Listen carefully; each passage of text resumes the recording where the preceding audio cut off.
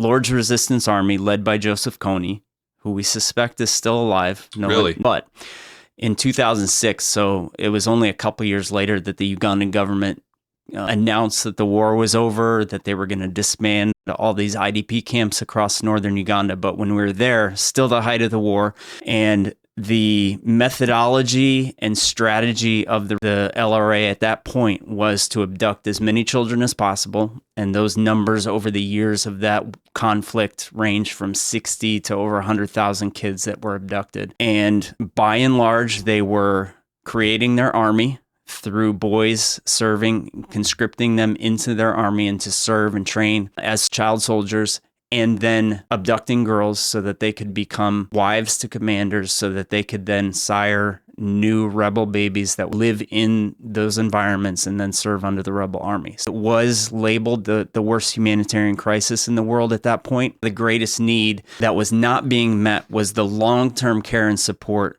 for women, young girls coming back. They had babies that had been either born in the bush under the LRA or they were pregnant coming back. So there was stigmatization against them by their own communities. There was no long-term trauma care for them. Many of these girls had been forced to commit some of the worst atrocities against their own people by the LRA.